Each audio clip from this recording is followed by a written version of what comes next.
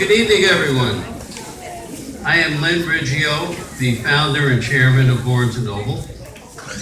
And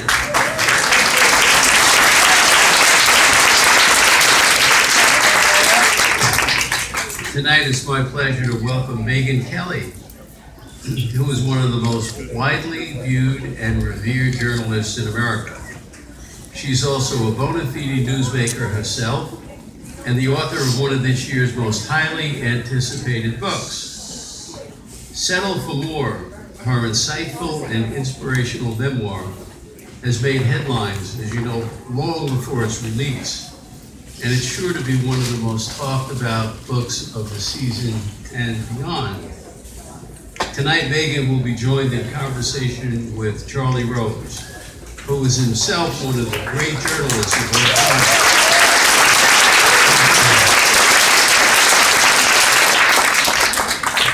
Charlie, it's an honor to have you with Barnes & Noble. Megyn Kelly began her professional career as an attorney, but found the work uninspiring and unrewarding.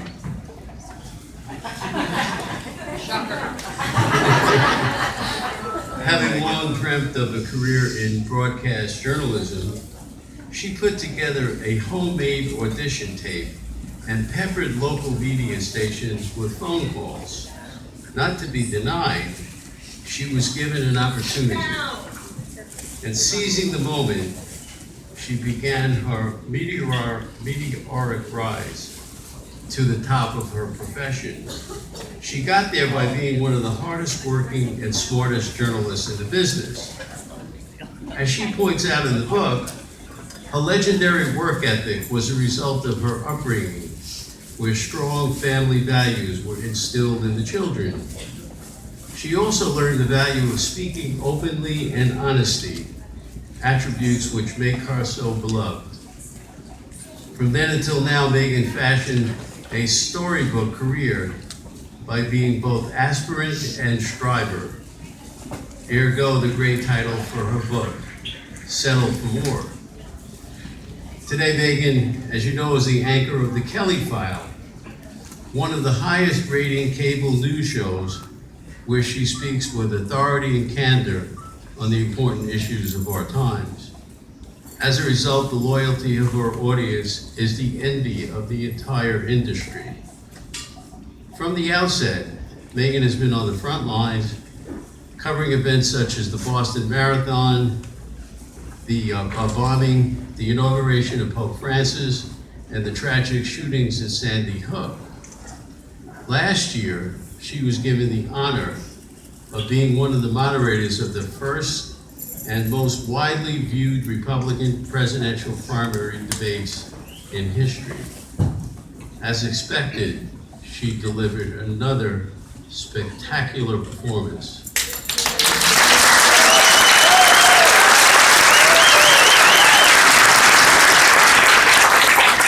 A true history maker, Megyn Kelly is in Time magazine's The 100 Most Influential People in the World list, and her book is destined to be a bestseller. It chronicles her encounters with politicians, Supreme Court justices, and many other headliners, but more than that, it is an inspiring, deeply personal memoir of a professional woman, a wife, a mother of three, and a navigator who can teach us all to learn how to settle for more. Charlie, Megyn, you have the floor. Big hand for Megyn.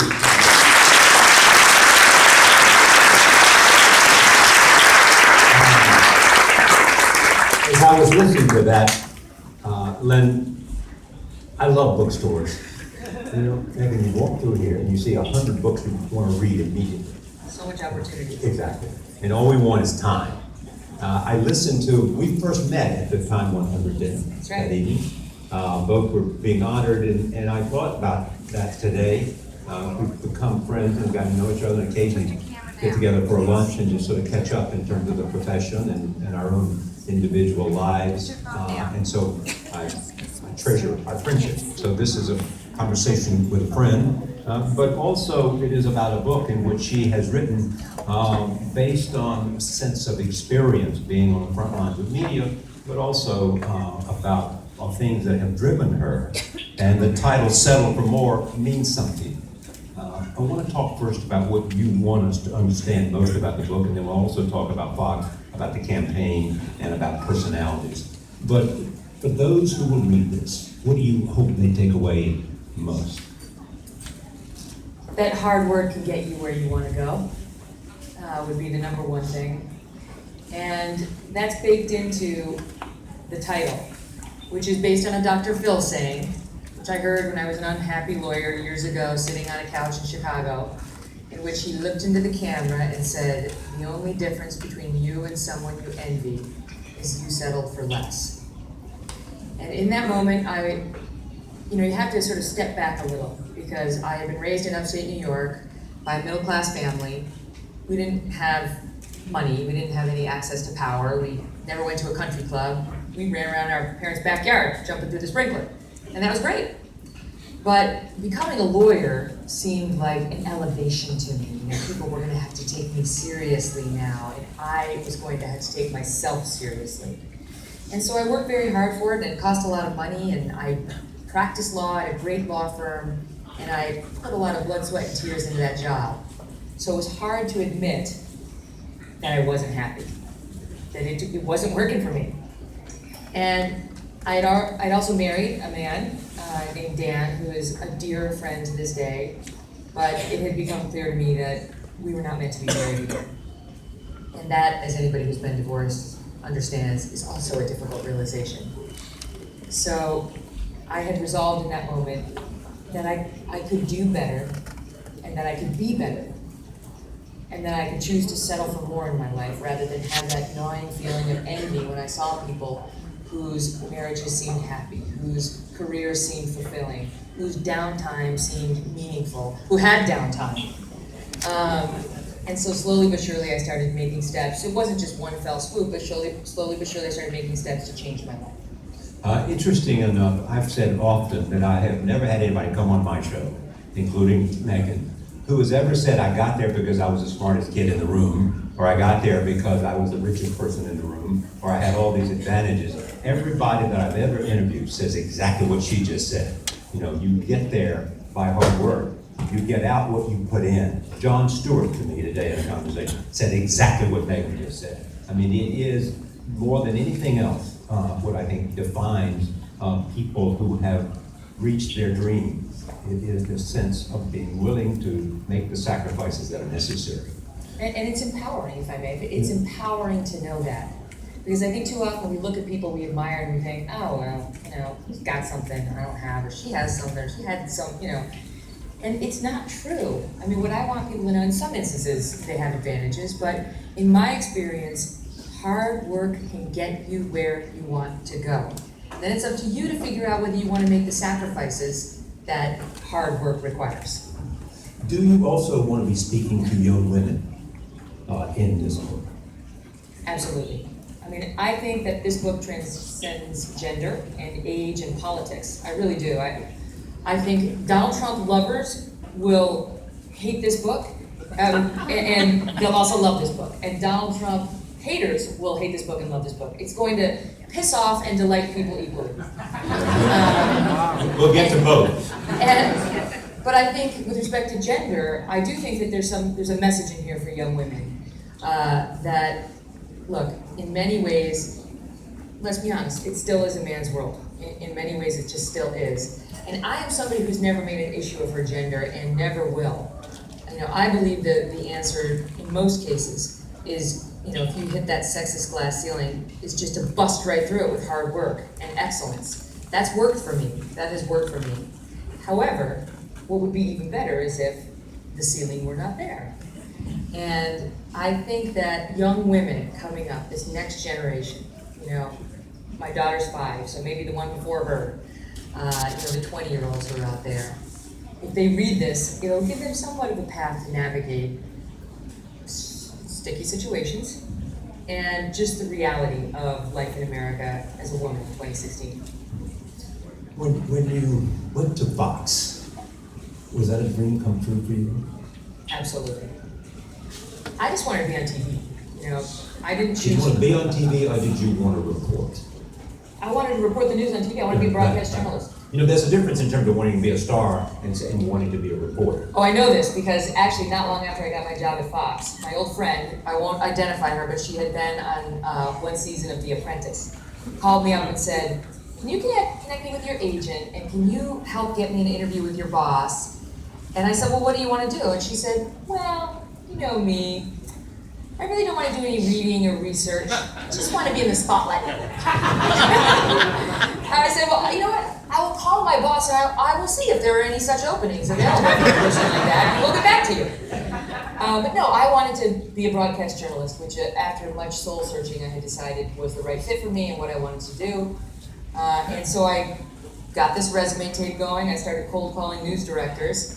Some poor soul named Bill Lord, who was at the ABC affiliate in Washington, D.C., gave me a job 1 day a week while I maintained my law job. And I loved it. I felt just so invigorated by it. And then after 9 months, they offered me a full-time job, and then Fox offered me a full-time job. And that was when I knew I'd leave the law permanently. And came to New York when? I was in the DC bureau for about 3 years, down at Fox, DC, and then I came up here in 2007, January of 07. How are you different than other anchors at Fox? What are you laughing at? Well, we're all different. I mean, each of us is, you know, unique in our own way. I would say in the primetime lineup, I'm different because I'm not an opinion host. I'm a news host, which is why, you know, I always make the distinction that, so O'Reilly has the #1 show in cable news. I have the #1 news show in cable news. This is an opinion show. And there's a difference because, let me tell you, as a news person, sometimes it's harder to put ratings on the board because you just report the news. You know, if the news is boring, it's boring. So it's pretty good. You know, some days we beat Bill in the demo. We've beat him for several months now in the demo, and that's not easy to do as a new person. Is that loud? Anyway, so the people who flank me on the air are opinion hosts, and they're ideologues. You know, they're conservative guys. Bill's more of a populist, and Sean is a conservative guy.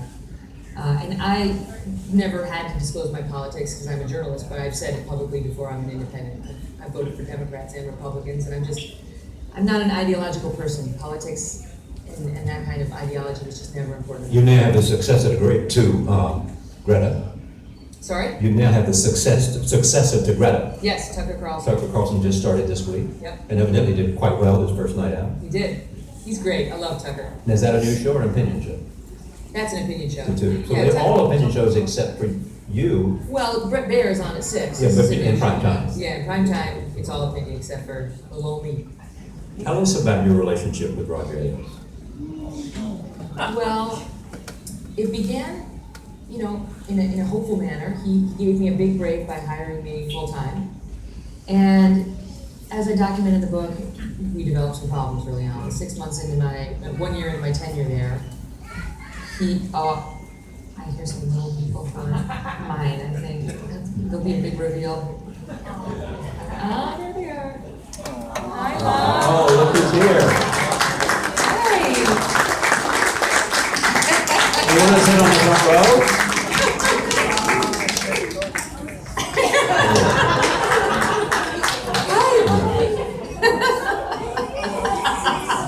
Are you excited? And this is the entire family. Husband.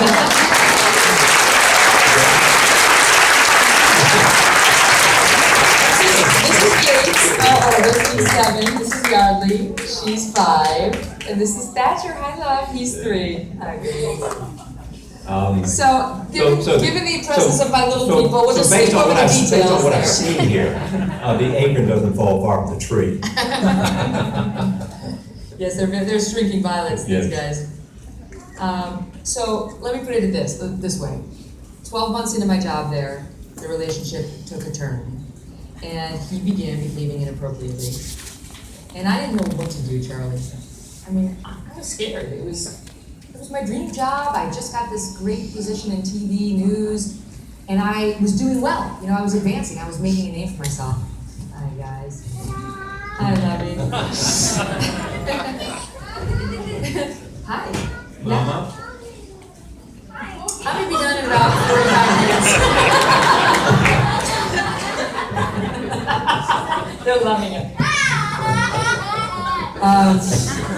Sorry, it's such a weird juxtaposition.